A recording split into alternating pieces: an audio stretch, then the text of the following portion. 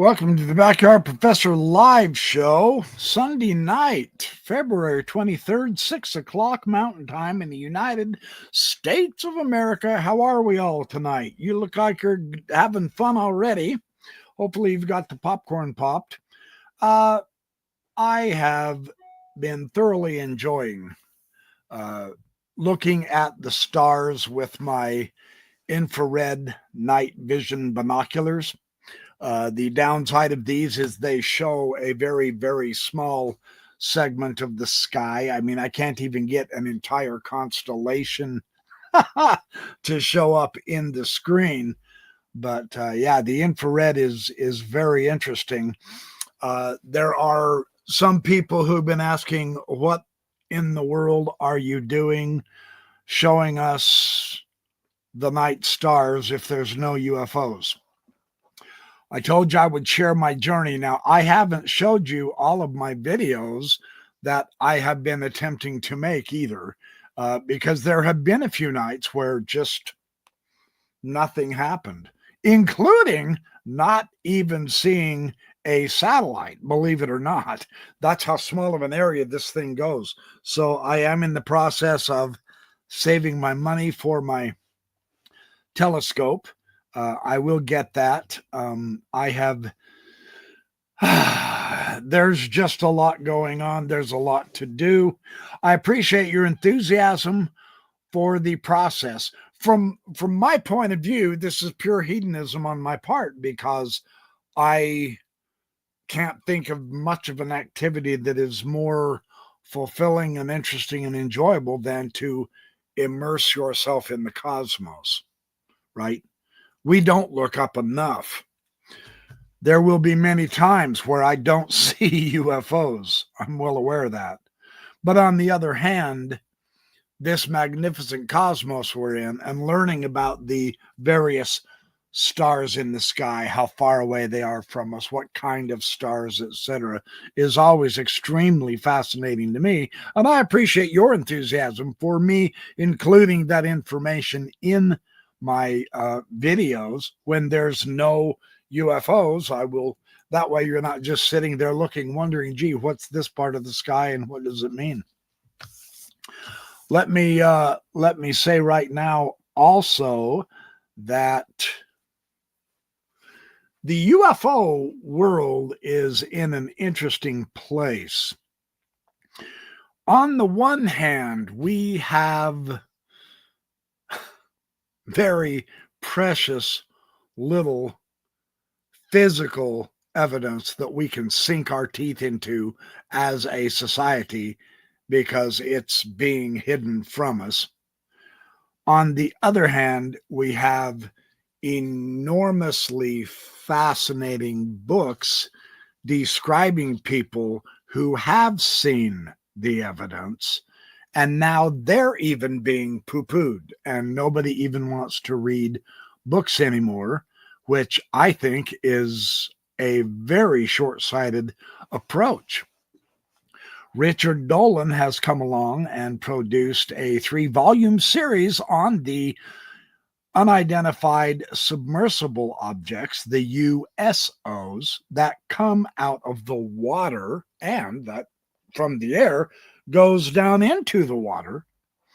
And it is quite a remarkable addition. Now, I am thoroughly enjoying his book. It's very readable. It's remarkably fascinating. It's well written. It sucks you in. I am absorbed in it. I've read about a third of it now.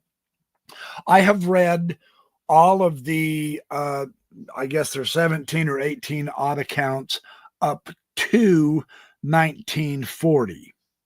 The accounts that happened before 1940 that Dolan has found. And he does say in an interview, I've got a couple of clips of Dolan that I will share with you tonight, in an interview on the UFO podcast, where he describes his reasons for including stories or excluding stories. He went through some 10,000 accounts, and he was attempting to have certain criteria fulfilled, which would get the story into his book. I, for one, greatly appreciate his model of care. I also greatly appreciate his discrimination, and I also appreciate his skepticism. And this is a cool side of Richard Dolan. I mean, the man's been in it for 30 plus years. He's written numerous books. He has been on YouTube for quite a while. He is involved in several other projects involving UFOs in one way or another. He is an established figure in our community, and he does not come to hard, fast conclusions on some of these cases. Some of them he leaves wide open. It's not like he's attempting to convince you with evidence, because that's not his purpose. His purpose is to explore this aspect of the USOs that has been literally, truly, more or less ignored. And yet it is part of the bigger picture. And so this is quite fascinating to see how Dolan handles this in his book, A History of USOs. Only the first volume's out. The other two will be coming out later this year. He hopes in the early part of this year. And we're almost through February. So within the next few months, within the next 3-4 months or whatever. So I also do want to say one thing real quick that I've heard in the wind. I have not been able to verify this for myself, but I trust those who have told me. There is a podcast that Steve Bassett has talked on, and I had him on here a month and a half ago or so. I really like him. I find him to be very credible. I find him to be extremely informed, and he is also anxious for the disclosure movement. I get all that. But apparently he has said within the next 40 days, we're going to have disclosure, and that makes me wince. Ay. This is the topic. For better or for worse, we just can't put that hard of a date on anything. So I really I'm tempted to get him back on my show and have him clarify that. I'm not sure I'm comfortable with that. Everyone I've ever seen give hard dates on something about the UFOs has always been burned. And so let me, he has 672, Dolan has 672 cases of USOs. And he gives some ideas that I really like. All I'm going to do is skim a little bit, give you a couple of highlights. I might share one or two of these actual cases with you. I promise I'm not giving anything away. And then I've got some video clips that I will share from Dolan himself. So this particular chapter in the book, the first part of the chapter, scans almost 2 centuries. He breaks this up. This particular first chunk is from 1717 to 1899. The reason being, and very logically so, this is a time when humanity transformed itself. It was when we discovered science and conquered the world. It is also when we began to encounter something else, something hidden. But records were not kept nearly as ardently. There was no government secrecy at all. The very vocabulary that we use today in our own discussions on the UFO, UAP, USO situation, like flying saucer, all of our 3-letter acronyms of what they are to identify them, etc. None of that was had in 1717 to 1899. For better or worse, they just did not understand how to describe what they were seeing.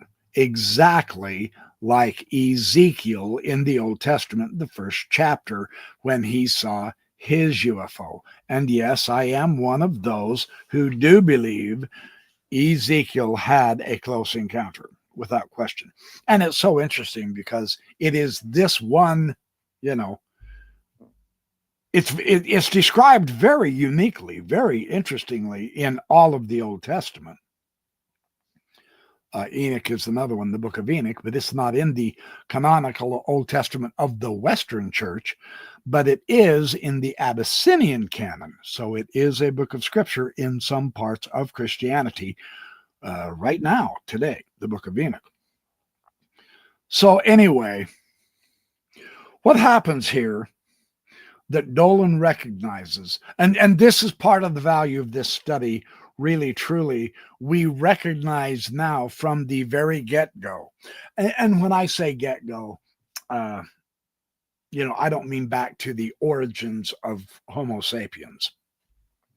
I mean from the get-go of our own written record, basically of our era since Americans came over from Britain and said, to hell with the stupid idea of a king and a monarch who controls everything. We need a separation of powers, otherwise we aren't going to have our freedoms. I mean, that beginning of that era, when we told King George, stick it in your ear, the idea of king is utterly ludicrous. You give a man absolute power, you are enslaving yourselves. And our founding fathers recognized that.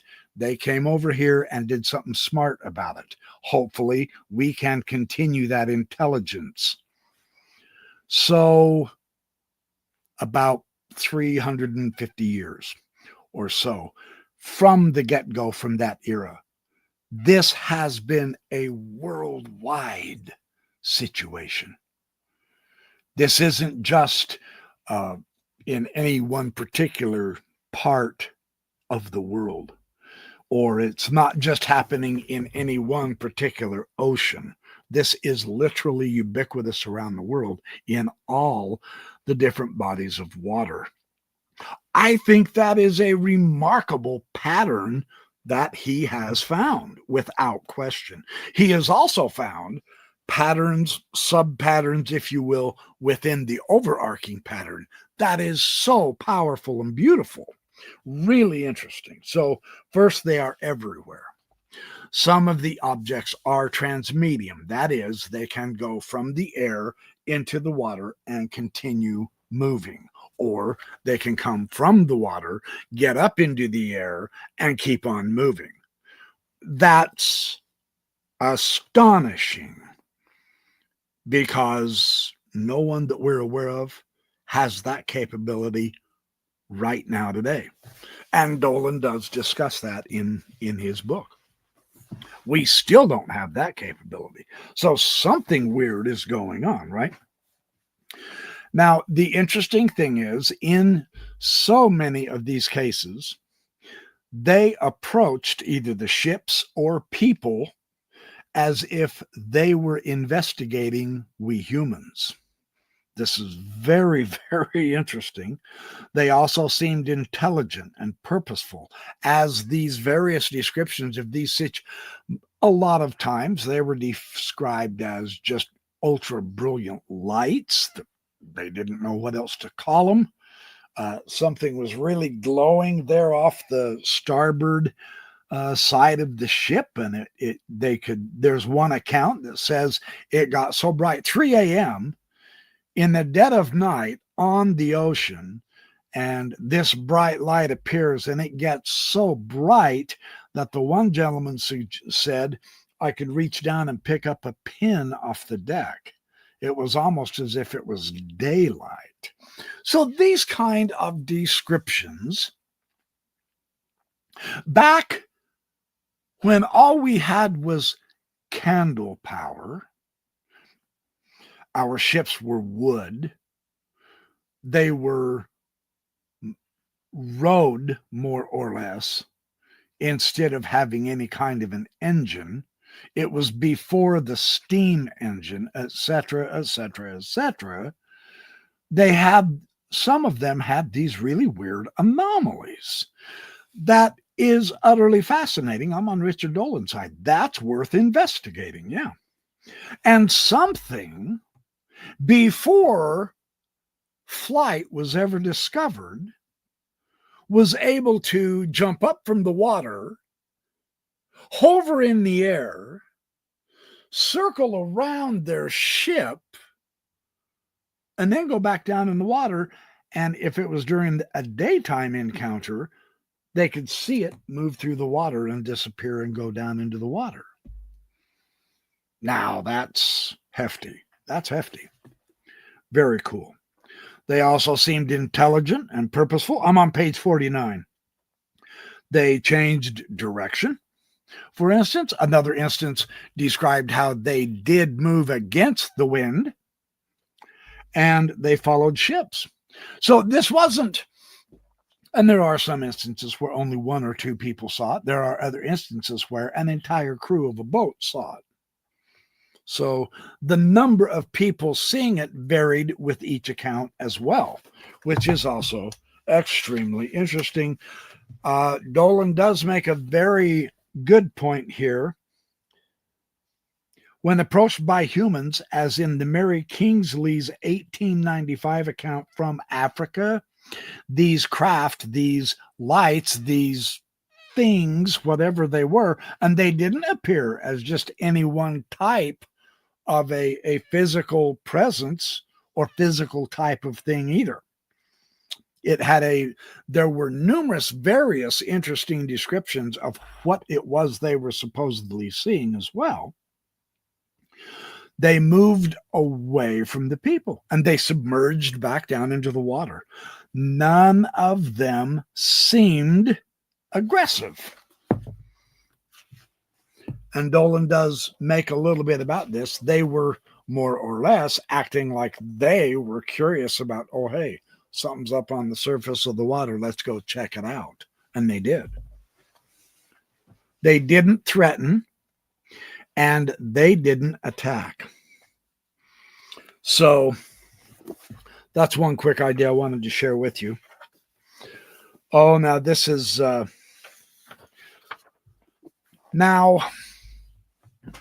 when I read this in, I was going to pull it out, Elizondo's book, Imminent, and I still haven't completely, as over here, I still have not completely described the total analysis of what one of the people that Elizondo was working with when he was working in the government in ATIP,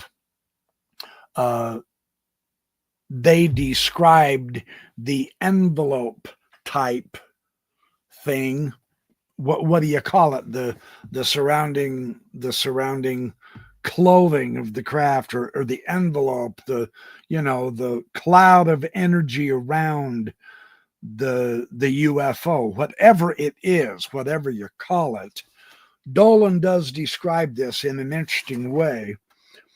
This is quite fun.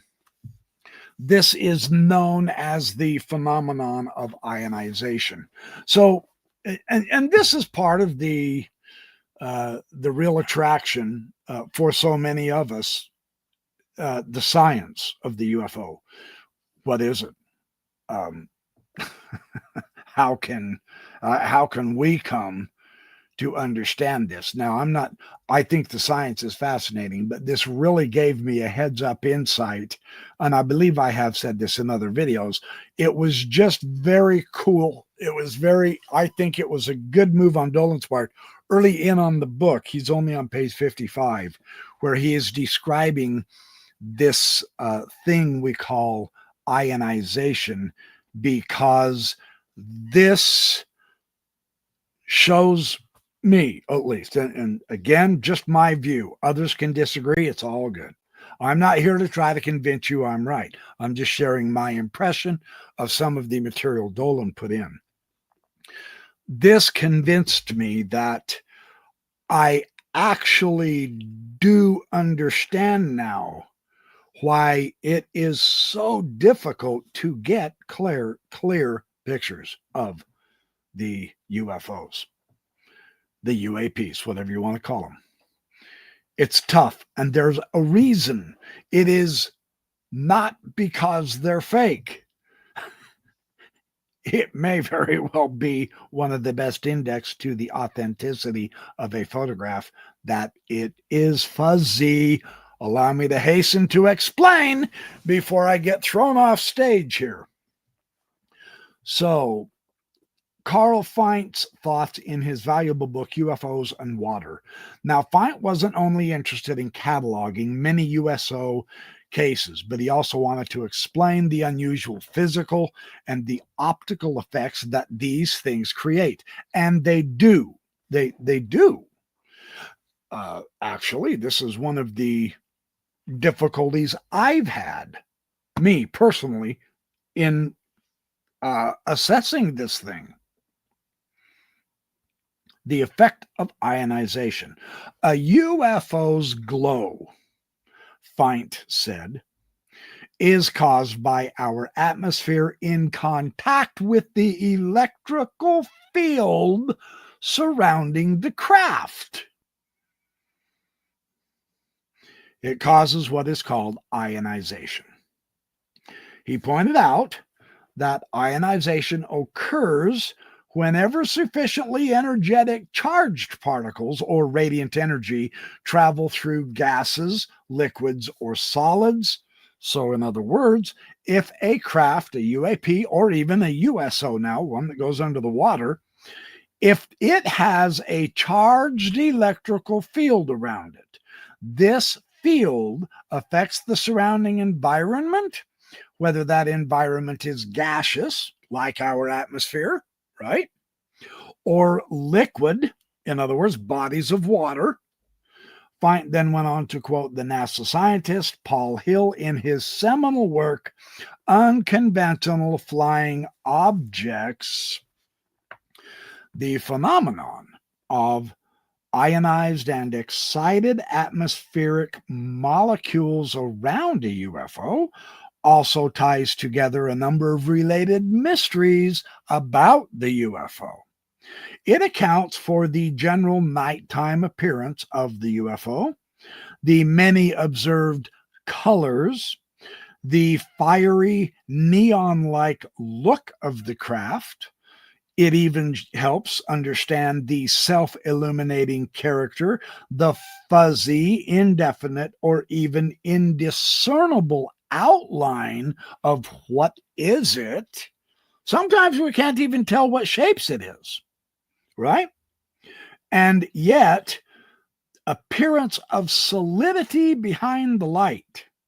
The ion sheath also accounts for some daytime UFO characteristics as well, such as a shimmering haze, a nebulosity of the atmosphere, or even smoke-like effects, sometimes observed when high containment concentrations and chemical actions may be presumed to be present. Now, that is quite a spectacular description of some of the arguments against some of the videos and pictures we've seen. Well, why can't you ever get something clear? Well, how many of those who've been complaining about that have ever actually just got a camera or a video camera and gone and tried to get it yourself? You know, they'll yell at everyone else. Well, and I did the same thing. Now, this is the interesting thing. I'm guilty as charged here. I'm not trying to be a hypocrite. I'm saying, yo, hey, I'm in that boat. Well, why can't you just go get some clear pictures? You know, can't you just put your camera on a tripod and get clear pictures? I screamed that, and then I vowed, possibly rashly now, to go do it myself. I'm not satisfied with the quality of the evidence. So let me show you how it's done. Yeah, way to go, ByP. Open mouth, insert foot. Because now, when I see a craft, or if I ever see one, and I get to take good video on my tripod and all, it may be just like what was had before. This is quite interesting. This is really important for photographers and videographers to recognize about these interesting objects in the sky and now under the water. So the point is relevant here and in many other cases that the book covers. It forces us to recognize that a glowing object that emerges from a body of water should not automatically be considered to be some unusual natural phenomenon. UAP glow, that's the fact, as anyone familiar with the phenomenon already knows. Now, this isn't always, but it is often. Yeah. So to put it differently, a glowing object need not be considered an unusual natural phenomenon so much as a natural aspect of the operation of many of the UFOs and USOs. Oh, now that is a great point that Dolan makes on page 55. I like these kind of insights when they're embedded within a book, and Dolan has many of them in this book. I like that, getting a surprise dose of reality and an actual valid scientific explanation of why something might be happening or why not something is not happening, etc. It's not necessarily against us or our beliefs. It may be a part of the phenomenon that we just can't overcome. And face it, the one thing this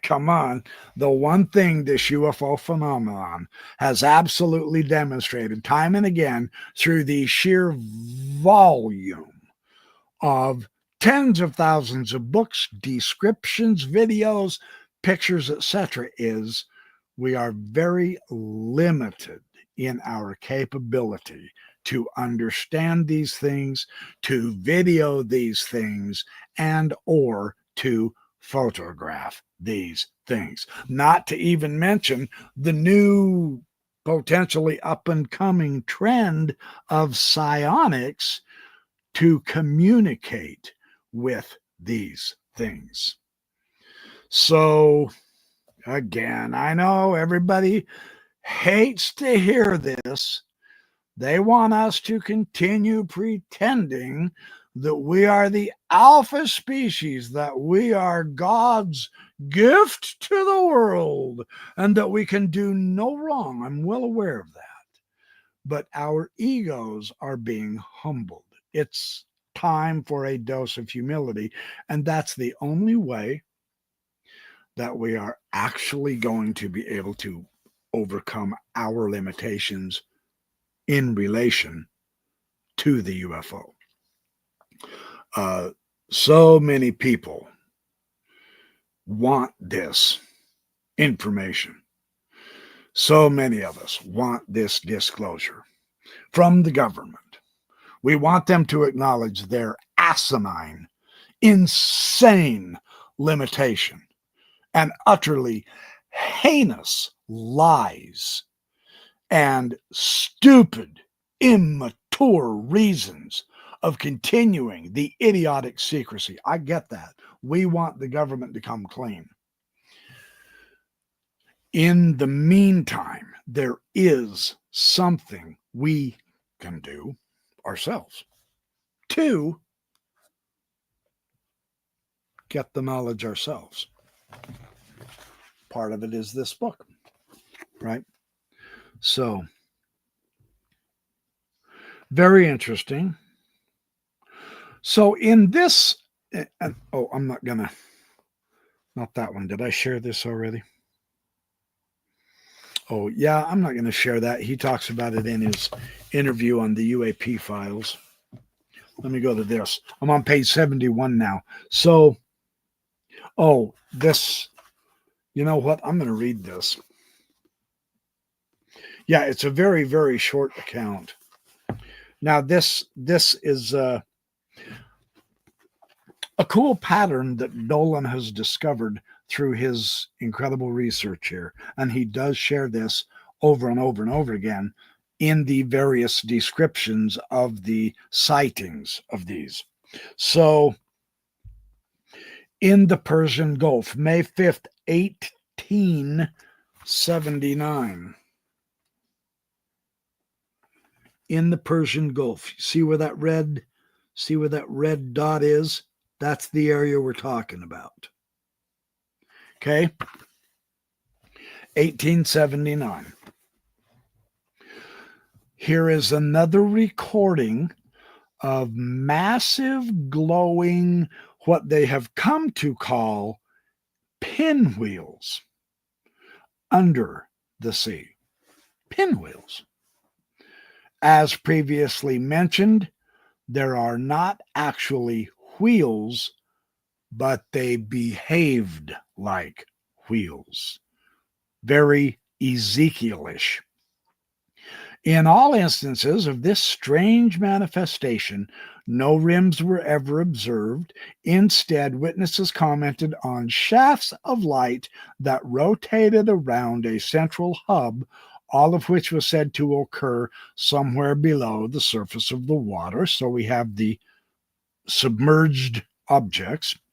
Essentially, spokes radiating from a lighted center is what they observed. And this is one of, interestingly, the most frequent patterns that has been reported of USOs. They were seen sometimes to turn clockwise, sometimes the other direction, counterclockwise, and sometimes witnesses thought that two sets of pinwheels rotated in opposite directions at the same time. At 9:40 p.m. on May 15, 1879, at the bend of the Gulf 30 miles from the Iranian shore, the crew of the HMS Vulture noticed something to the cast that looked like a high-speed luminous pinwheel under the water. The ship's commander, J.E. Pringle, described it as a revolving wheel with a center on that bearing and whose spokes were illuminated, and looked toward the west, a similar wheel appearing to be revolving, but in the opposite direction. So, based on his own careful observations, Pringle concluded that the shafts constituted one wheel and the doubling of them was an illusion. He also judged the shafts to have been about 25 feet wide and the spaces between them about 100 feet each. He somehow calculated the rotating speed to be about 84 miles an hour. Pringle added that these waves of light extended from the surface well under the water. So, as Fort noted, he's one of the earlier authors of USOs. This would seem to indicate that the origin was somewhere below the surface of the sea. The Vulture sailed right over these waves of light, and the entire sighting lasted for about 35 minutes. Regarding luminous pinwheels in the Persian Gulf, this was only the beginning. They would be recorded multiple times over the next many decades, and it is extremely remarkably interesting that it is mostly in the east that the pinwheels are observed and recorded. They don't find them, over in the Pacific, off the coast of California or near Hawaii, etc. So this is really very interesting. They describe an enormous luminous wheel whirling around, the spokes of which seemed to brush the ship along. This was in May 1880 in the Persian Gulf. Now, this was a year later, the same type of description of a pinwheel. And then they talked about also waves of brilliant light that lapped up onto the side of the ship. Very interesting, with spaces in between them. The rest of the sea illuminated by tremendous shafts of light was one of the descriptions. So on 1887, November 12th, in the Atlantic Ocean, now this one was way up in the north, up off Canada. You can see the map there. There's a report of a luminous object rising out of the open sea. So they actually saw the object come up out of the sea. Now you got to understand, this is 1887. This is what makes this so remarkable. Nothing floats except balloons. Balloons with hot air in them do not come up out of the ocean and continue floating. That's what makes these things so mysteriously fascinating. What were they? They didn't describe them as balloons either. It's very interesting. Yeah. It moved against the wind, this object, and then it changed course. Balloons do not move against it. And I get it. Go ahead, make a joke. Yeah, it's swamp gas. Right. Cute. Swamp gas before J. Allen Hynek said so. Thank you, C.J. Arnold. You bet. Swamp gas out there in the middle of the ocean. Yeah, that answers everything, right? Have fun stuff, isn't it? Okay, so, and then one more thing I want to share from this, and then I'll get to the clips of Richard, a couple of clips that I think are very valuable. He does have 2 appendixes in this first volume, volume 1. And the appendix A is about the phenomenon of luminous lines or pinwheels, a strange phenomenon in which enormous luminous pinwheels were observed glowing either on or beneath the surface of the ocean. These were often hundreds of yards long, these spokes. So this appears to be something pretty big, you know. And they were usually described as spinning rapidly in an orderly manner. It's a revolving wheel with illuminated spokes. So is this oceanic bioluminescence? Could this be a large group of small bioluminescing critters in the ocean? Dolan does address that also. He says, my problem with that explanation as the cause for the luminous lines phenomenon is that typical bioluminescence looks nothing like the descriptions of every single one of these witnesses. In each of the cases I have found, descriptions were always very specific.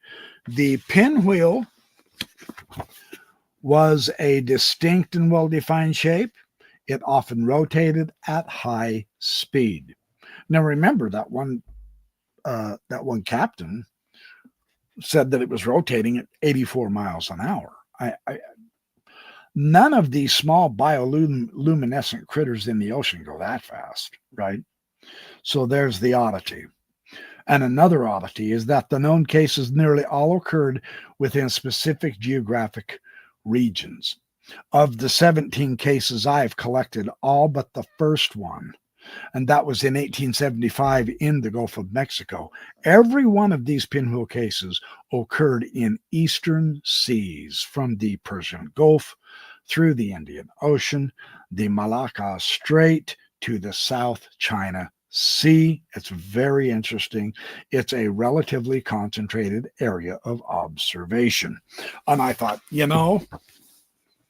that is quite a remarkable pattern to discover. This is why we like to research these things out ourselves, right?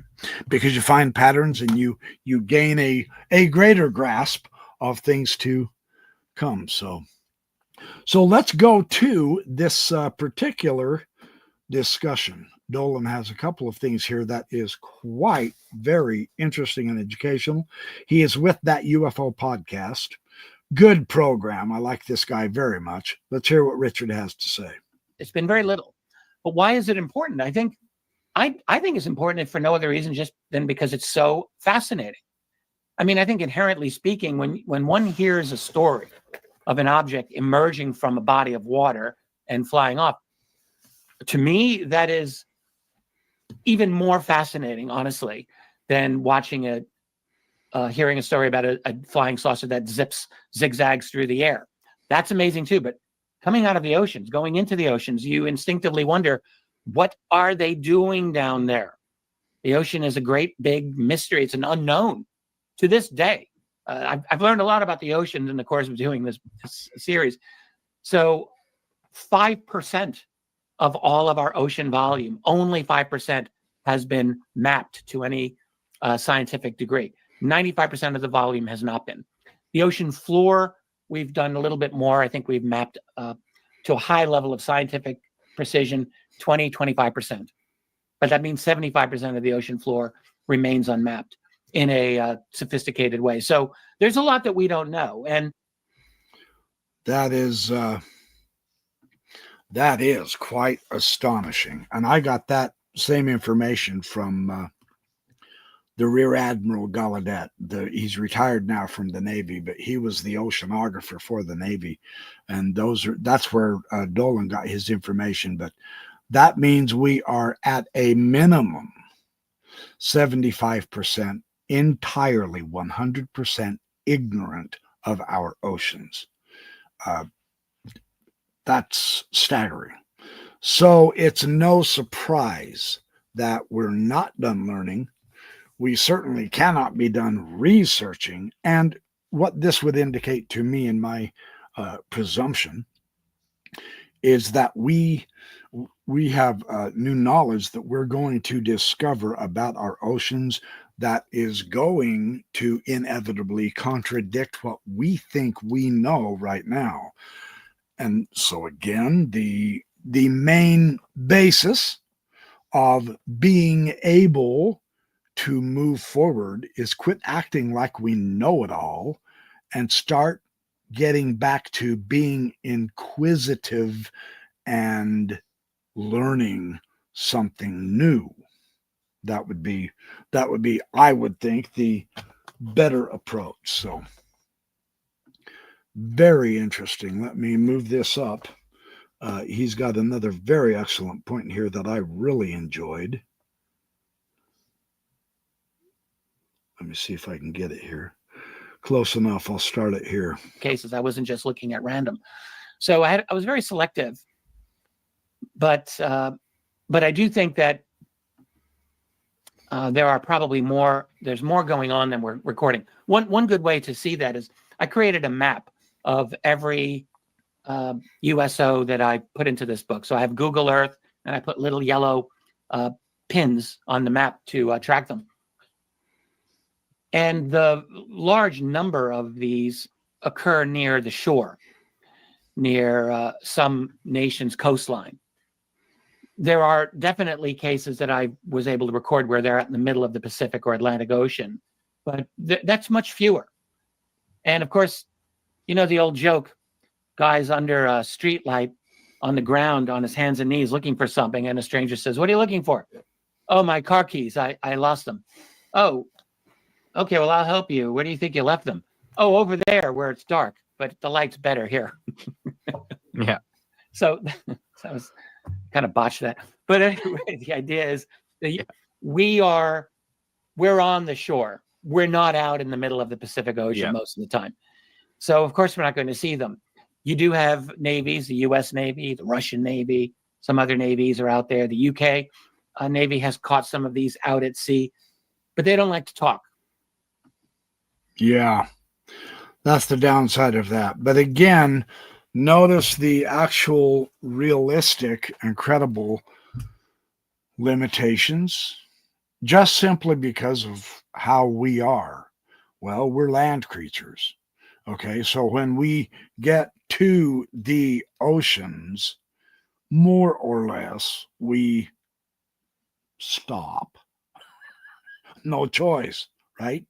We don't get out into the middle of the oceans a lot. So there is a lot of information that we are just not privy to just yet, which means we have a lot more research and information and context to get. That's essentially what Dolan is going to, and I am with him 100%. Let's see another clip that I thought was extremely cool. Oh, yeah, he just continues on this. So it's very difficult to know how much is out there. I believe that there's much more than what I've been able to find.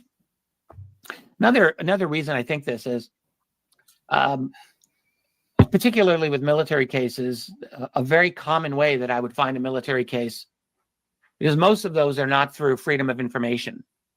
There are a number of the cases I've written about that are fully backed by declassified, usually U.S. government archives, but by some government. But a lot of them are not. But a typical Navy case would be some guy 20, 30, sometimes 40 years after the fact, writing to some online journal or submitting it to the National UFO Reporting Center or someplace like that. And he'll say, yes, back in 1960, whatever, I was aboard this ship and we had this thing happen. And I'm only talking about it now. That is very typical. That's a very, very typical type of a thing. And it's understandable. So I happily include those types of cases. I try to use my best judgment to decide, is this a strong case? Is this not a strong case? I actually created an evidence ranking system for these cases, which I discuss at some length in the book. But, I'm trying to, my number one goal for these, honestly, Andy, I was aware that there are all of these events. I don't even like to call them cases sometimes, because they're encounters that happened to a person or to people. In that first volume that you have there, most of those witnesses are not even alive anymore. But they had an extraordinary thing happen to them that not only are these cases forgotten, in many instances, they've never been remembered to begin with. And I thought, this is terrible. This is not right. I know there's a lot of aerial UFO encounters that have been forgotten just the same. But I thought, well, I could try to do justice to these water-based encounters. That would be a good thing.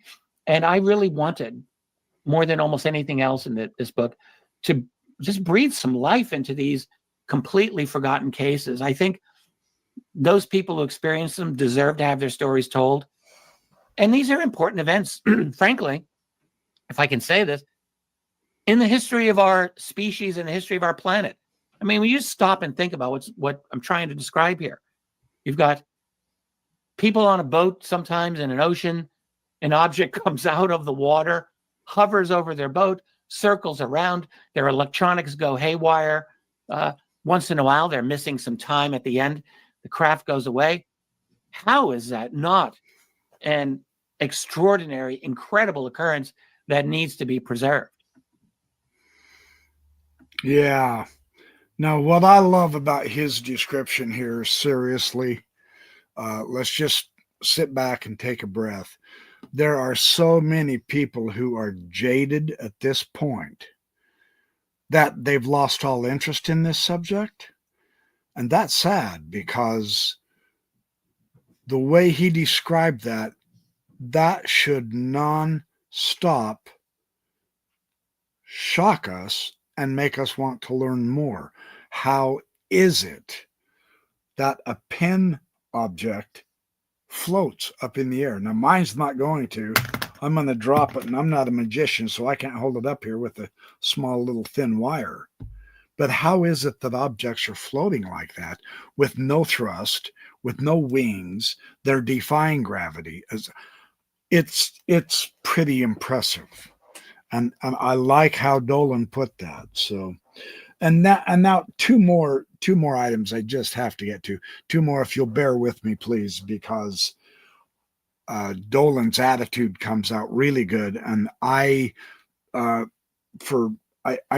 kind of have been this way somewhat myself, and so this is my bias, and I feel like, yeah, okay, Dolan here is confirming my own personal bias and view, but from my measured capacity to understand my bias, I see this as good because it helps keep me grounded.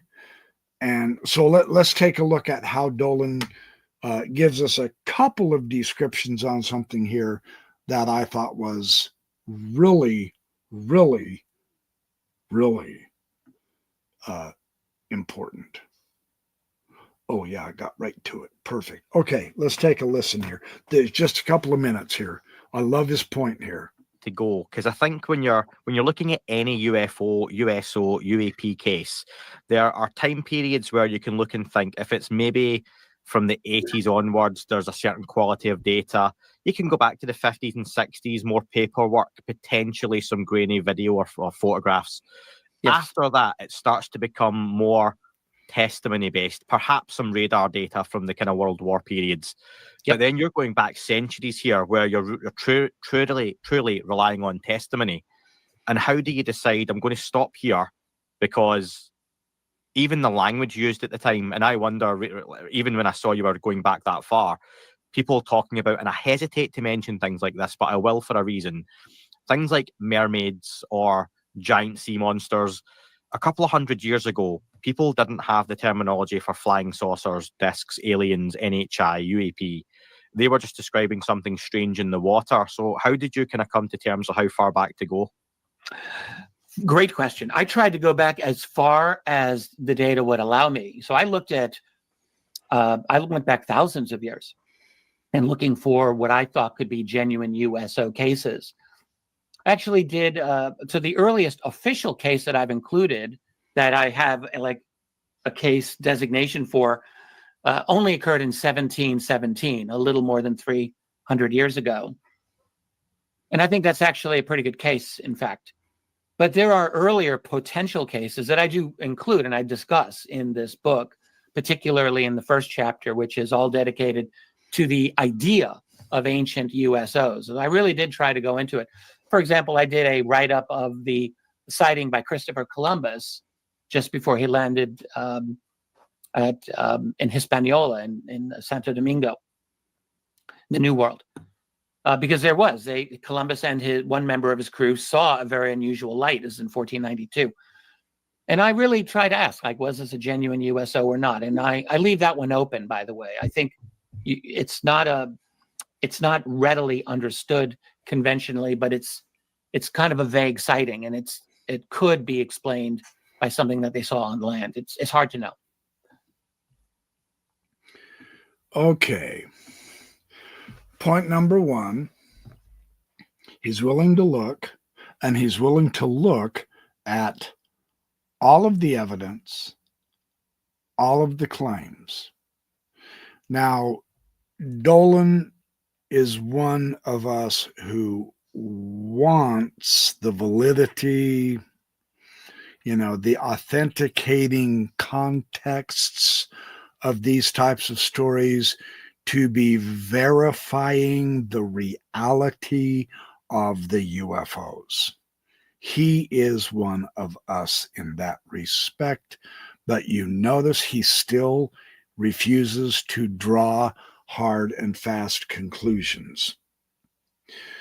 He doesn't say that because Columbus was a righteous man and a spiritual man, he was given a revelation with these light orbs, and therefore it really did happen, because it confirms perhaps one of his spiritual biases or one of his religious hopes or one of his scientific principles.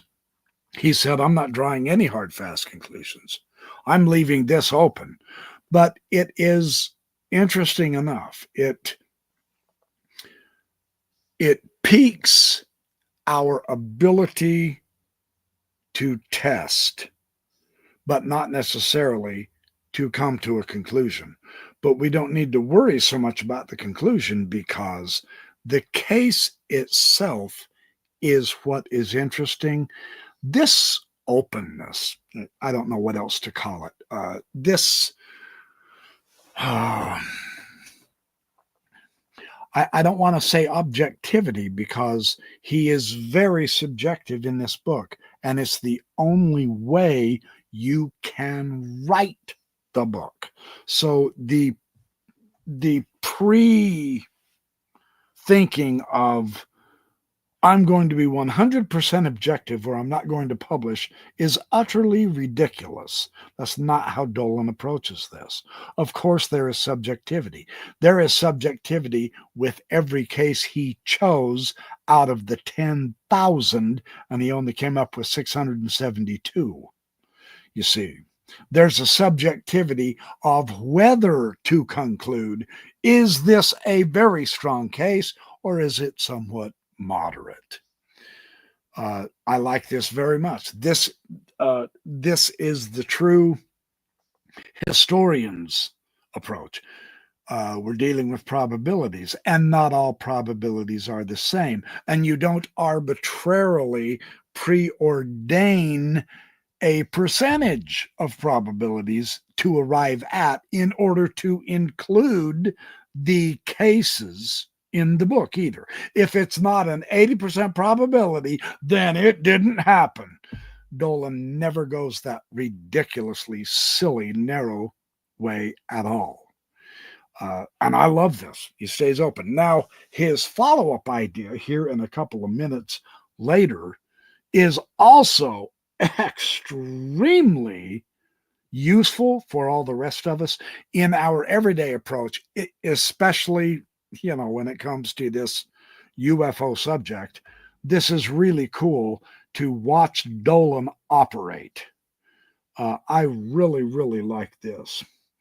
In fact, I'm just going to keep going from this point because it'll only skip 20 seconds to get to his next point, and I'm not going to skip it. So here we go. Let's listen. But I looked at earlier cases. There's a number of 10th century, 11th century Chinese cases I discussed. They are potential USO cases. There are a few even earlier.